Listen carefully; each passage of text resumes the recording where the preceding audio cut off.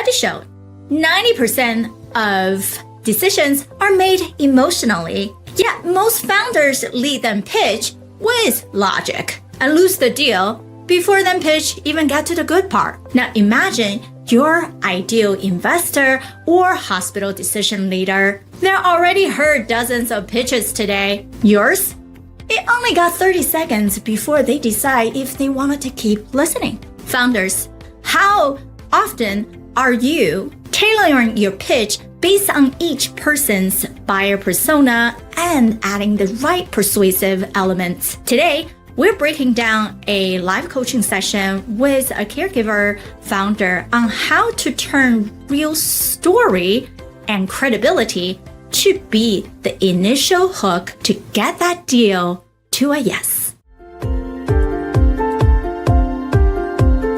Welcome to Provider's Edge, the podcast that helps healthcare entrepreneurs and innovators break down barriers and control their business, life, and future with valuable action steps. With me, your host, Sabrina Runbeck, a recovered clinician and a business deal catalyst. Let's rewrite the rules and create a positive social impact while increasing your profitability. All right, AJ. So we'll have you first up, and would you like to share screen and then give me a 2-minute pitch, and then we'll go over the deck that you sent over, okay, and then give you some specific feedback.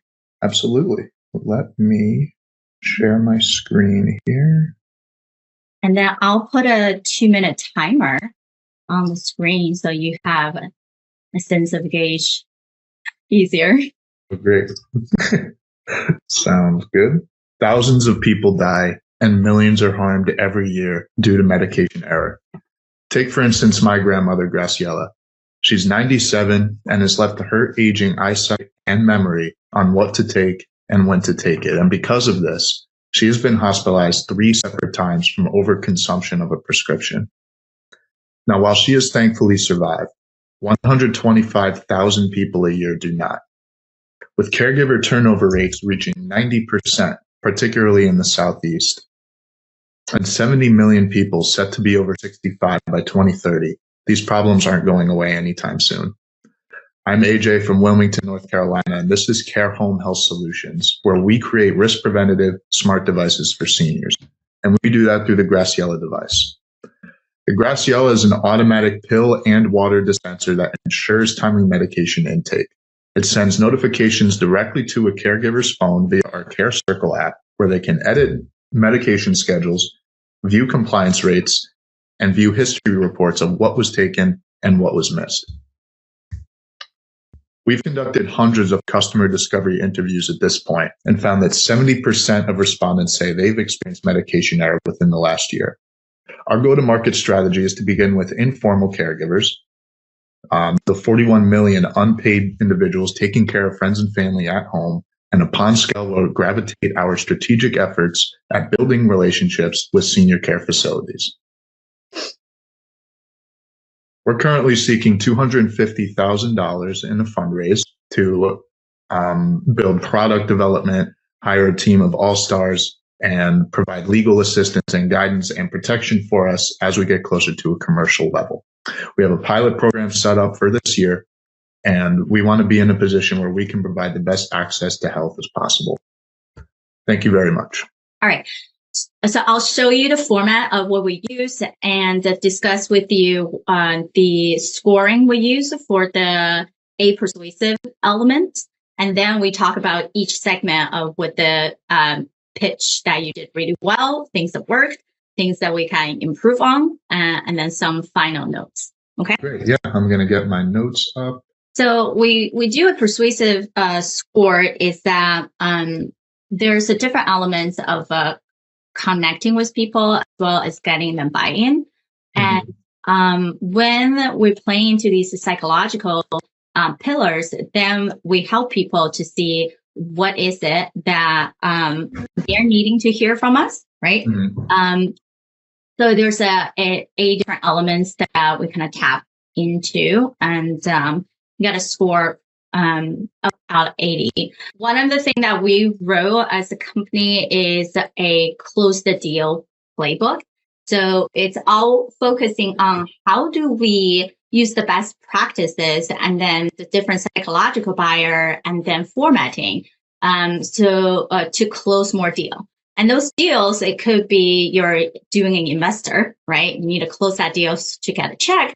Or it could be a pilot, which ACO, clinic-based or hospital system that is interested enough that we're talking in their language so they can say, hey, okay, this is next person. Let's start a pilot. Sure.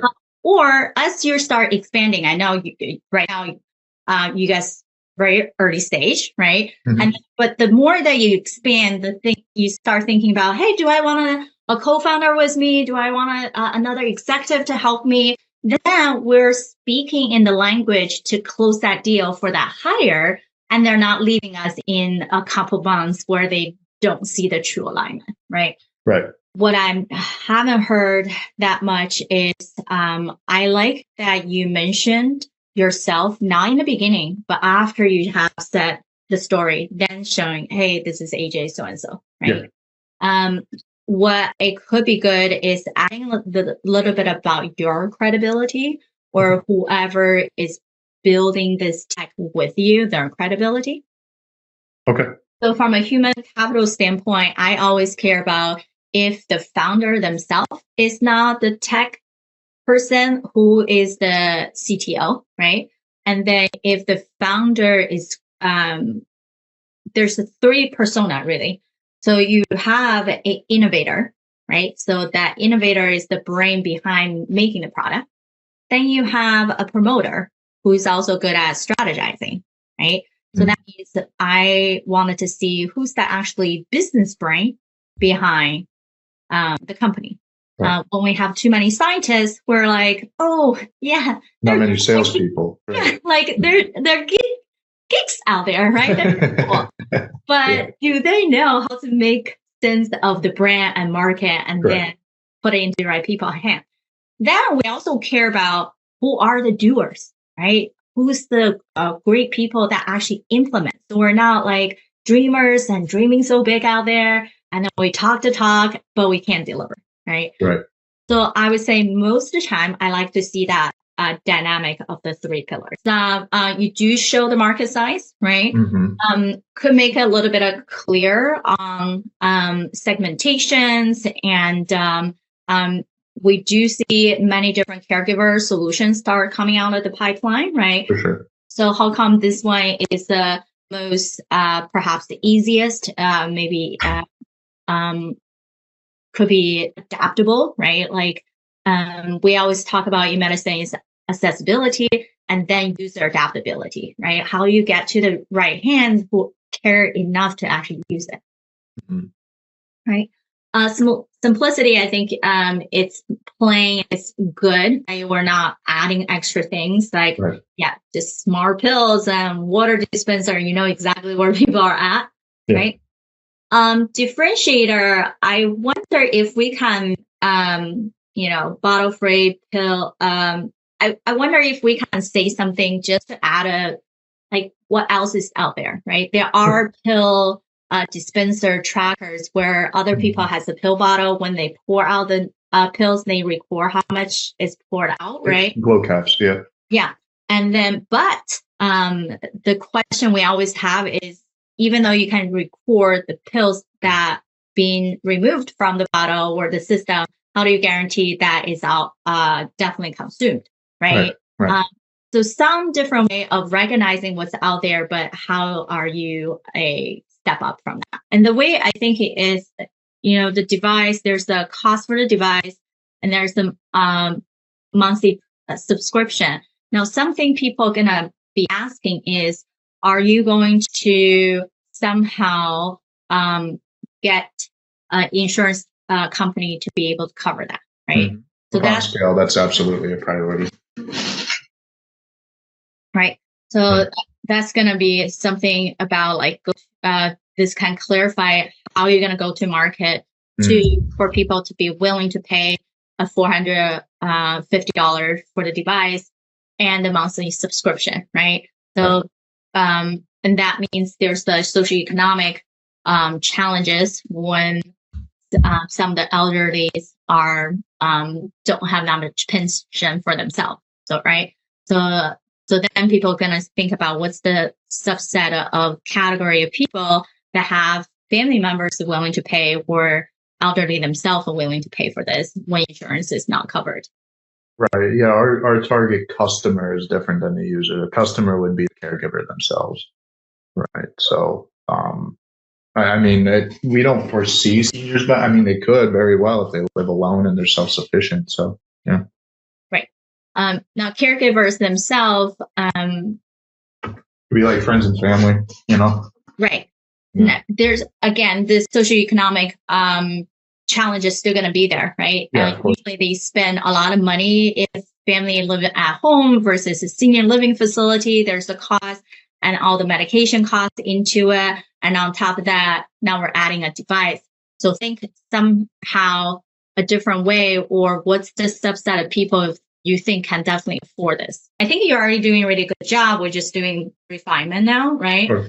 And then third is we're going to put together a mini advisory board for you.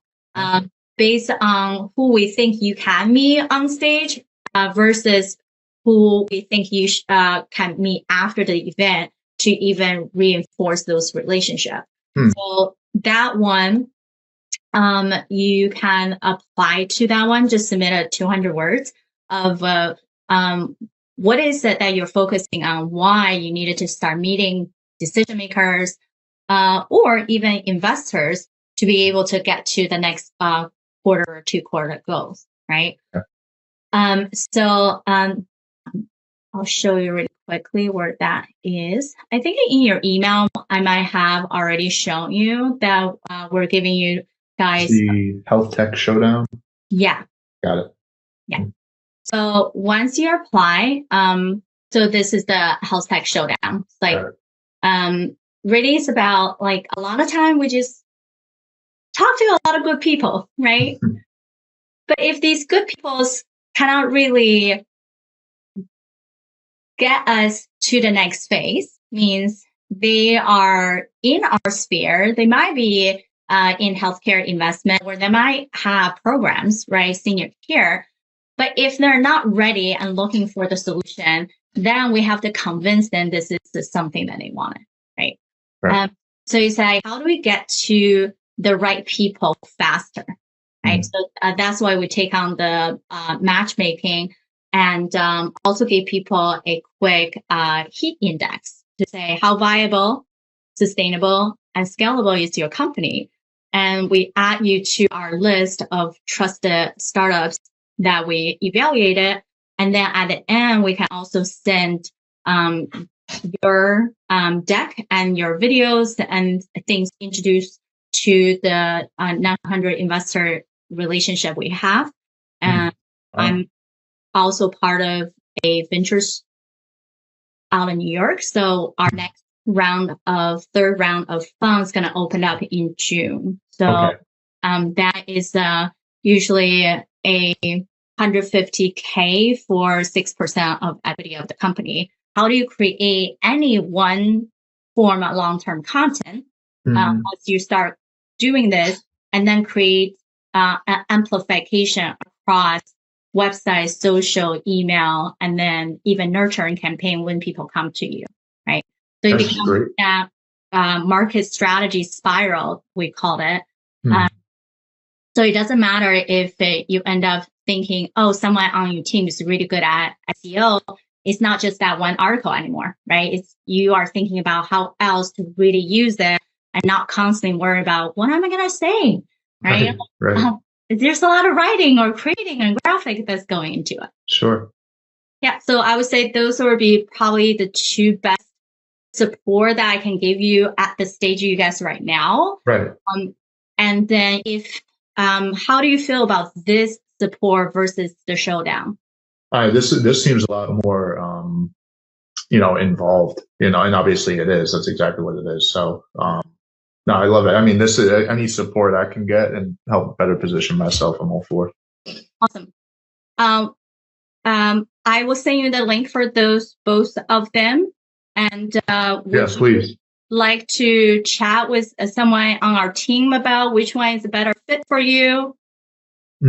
I think I might start with the showdown, to be honest, and then gravitate toward. I mean, they're both, great resources. I think it's just going to depend on the time that I can allocate.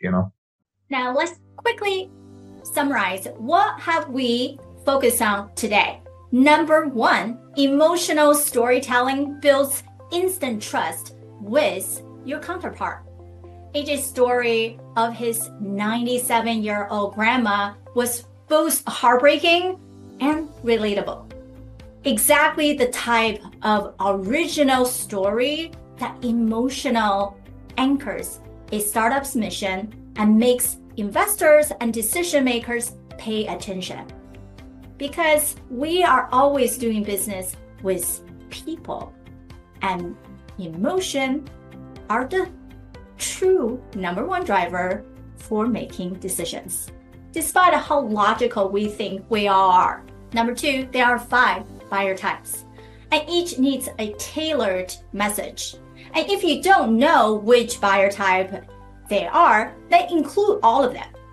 Most founders pitch everyone the same way, but close the deal with different stakeholders. You have to know if you're talking to the producer who are detailed into data, the directors who care about strategy, the star who care about traction, and the crew member who care about culture, or the stunt double who care about disruptors. Thanks to my friend Kathy, who is an expert in sales, who analyzed these 5 buyer persona. Number 3, you must lead with founders' credibility, especially as a solopreneur who in the early stage, you might have great advisors, but at the end of the day, you're the only one who's doing everything. Therefore, every decision maker and investors needs to know that you are not just a first-time founder, you have experience in building business. And even you don't, you have to have the people in your corner who truly understand what growth and scalability means, and why you are the person to truly solve the problem that you're meant to solve. AJ's experience scaling a restaurant group and training senior, adding serious credibility, which he actually didn't mention until I have to pull that out of him. But it is something that he can continue to build on based on who he is. Number 4, market fit clarity is non-negotiable.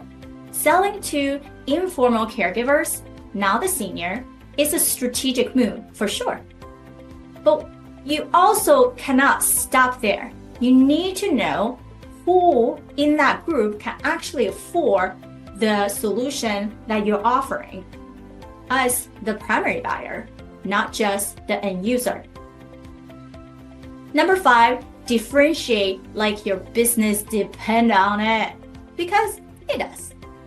Most small pill dispensers track pill removal. So how can you come up with a better way? With AJ's device, it goes further than that, helping to confirm ingestion and integrating hydration reminders. And that's the winning zone in the market. I also mentioned his device expertise and unique ability is in the easiness of movement. Therefore, movement disorder makes a lot more sense than dementia, which is more of a mental health disorder, which is a mental health disorder about memory. So make sure you're matching the easeability toward the product with the right subcategory of people who has certain diseases. Number 6, feedback isn't just mirroring. It's your multiplier. AJ came for constructive critic with me, but left with a rewritten, sharpened pitch. When founders get that level of insight, they stop spinning their own wheels and start building real momentum. As founders, I would love to ask you which part of your personal journey could become a powerful part of your pitch story. And for everybody else who are leaders in the healthcare space, we often have an initiative that we need to get buy-in from our team members, from the end user. So which one of the 5 buyer type, producer, director, star, crew, or stunt double, do you usually forget to pitch to? Thank you for tuning in to Provider's Edge podcast. We hope you enjoy our latest episode and found the insights and tips helpful. We'd love to hear your feedback on the show and learn what topics you'd like us to cover in the future. So please take a moment to leave us a review on your favorite podcast platform and let us know what you think. Your feedback is essential to help us improve the show and provide you with the content you need to take your healthcare business to the next level. Thank you for your support, and we look forward to hearing from you soon.